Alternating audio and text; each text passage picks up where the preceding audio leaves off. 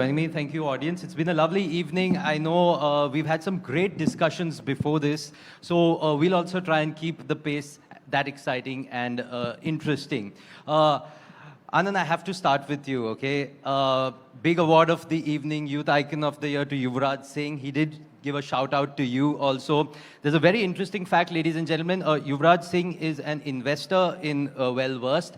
And I read a quote that he said when he invested, saying that he sees Well-Versed to maybe reach to the levels of Unilever. So, Aanan, our topic for today is ambition to action. Is that your ambition, to get Well-Versed to the level of Unilever, maybe beat that level? So actually, when I met Yuvraj, mostly when people come to him for investments, they talk about the brand, they talk about the product. And the first thing I said to him, when he asked me, what do you want to do? I told him that I want to maximize human health span. And he said, what does that mean? I said that the human body is biologically designed to live up to 120 years of age. And we are slowly poisoning ourselves with products so that our DNA slowly deteriorates. And we are capable of living up to 120 years of age. And people think you will be frail, will be old, but we have the capability to be in vigor as well. And I think that is what has impressed him, and that's where he saw the large ambition, I guess. Fantastic. So, a very important point, passion. Passion is important in any business that you do, and to bring out that passion. So that's a key learning, I'm sure, for the audience here. Prashant, coming to you. Again, earlier in the day, we heard from Ritesh Agarwal, and he was talking about how Oyo is getting bookings after bookings. It's just, people are traveling like crazy. I mean, they said revenge travel. I think I don't know what we would call this, but people are traveling. So quick question to you. Where is India traveling? What's the Christmas destination for everybody? Where are we going? Before I answer that question, I'd like to say that I actually don't believe in revenge travel. I think that this is the new way to live. Okay. Post-COVID, people have understood that how fragile the life is. And in the fragility, we must maximize the present, not the future. And the maximization of present actually takes you to a lot of travel. And this is my thought process, that this is new India, this is new world, for all we know. And in this new world, we are not living for the future as much as we are living for the present now.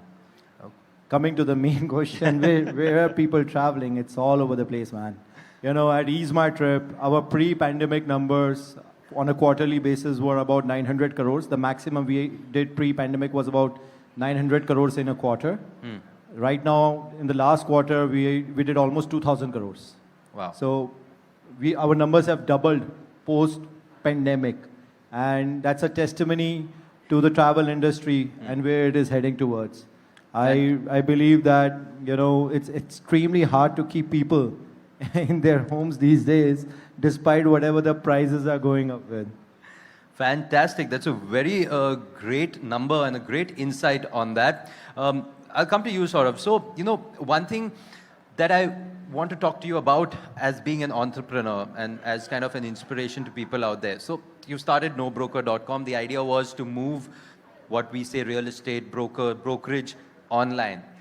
But you're also twisting the game now. I know you've I think opened up a space, an offline space in Hyderabad as well. So is this the new age where everything's going to be hybrid, or is this the age where entrepreneurs need to keep in mind that, hey, maybe this is the business that I started, but with changing times, I need to change my business model as well? What are your thoughts? So, the offline center which we opened in Hyderabad is actually an interiors experience center. It's not for real estate as such. So we started No Broker because we fundamentally believe that the customers are paying very high amount of money as brokerage, while the service which they are getting is actually not commensurate to that.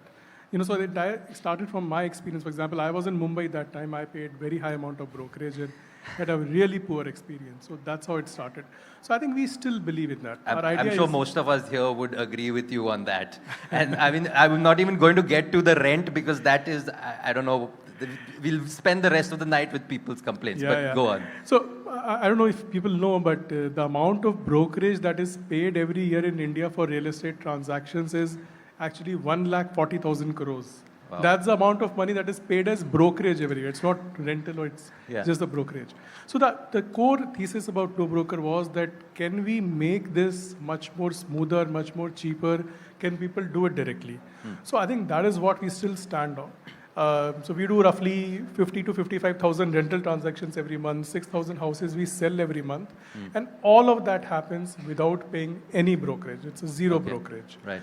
And we added all these services like interiors, rental agreement, packers and movers because customers needed those. So I think it was more an extension of the real estate journey. Absolutely. The important point I'll take away from that is listening to your customer, because that's if your customer is wanting something and it's an extension, it's a forward integration or backward integration, that will definitely absolutely. I think that any company that stops listening to the customers can't innovate. Okay. Aanan, a quick question. With Wellversed, the space that you're in, it's gaining a lot of traction. We're seeing more and more companies come in. We're seeing more and more solutions come in. Your advice to people out there on how do you maintain your space in that ever-expanding space? How do you maintain your foothold, your mark there? So just a little bit of context before I get into that. So Wellversed is essentially an accelerator operator for wellness brands. So what this means is that we invest in wellness brands and we centralize some part of their operations so that capital can go into brand building and repeat rate building and stuff like that, right? So essentially, there can be a lot of functional advice of how to stand out. Ethos obviously is one, right? Building great products, being obsessed about repeat rates. Obviously, all these functional advice are there. But when we essentially have one-to-one dialogue with founders, we talk about three things, right? One is your larger vision or larger ambition, right? Second is how much hope do you have to achieve that ambition? And the third is, are you able to emotionally recalibrate yourself on a daily basis? Do you have that stability to recalibrate to that vision and that hope on a daily basis? I think that's what the key is. Okay, great. Prashant, just can you give me maybe the top one or two learnings from the journey that you would give advice to the startups, SMEs? Well, we also started as a very small organization. We actually started as a mom and pop travel agency in year 2008. And of course, we transitioned ourselves from being an MSME to an internet play to become the second largest travel portal in India over the period of last 14 years. I believe that, for any entrepreneur who's beginning their journey, an understanding of technology is a must. And basically accepting it rather than denouncing it. I see a lot of SMEs, MSMEs, basically not accepting the fact that the worlds are changing.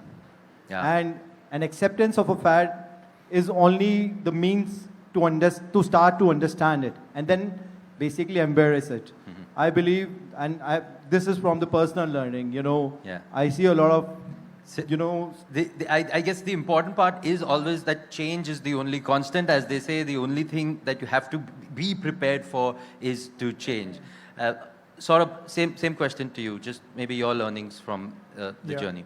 So I think 2 or 3 biggest learnings. One, you need to be an irrational optimist because if there's already data which proves that this can be done, then somebody would have done it.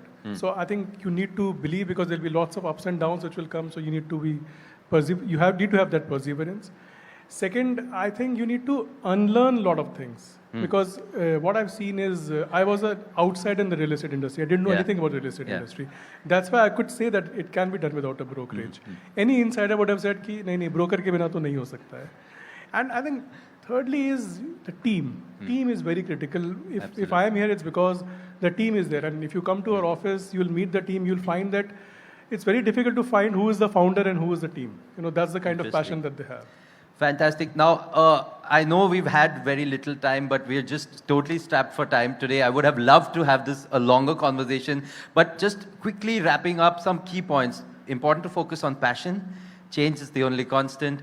Remember the team, always stick to the team, and be ready to listen to your customer. Thank you so much, Saurabh. Thank you so much, Aanan. Thank you so much, Prashant, for being here today. Thank you so much. Thanks.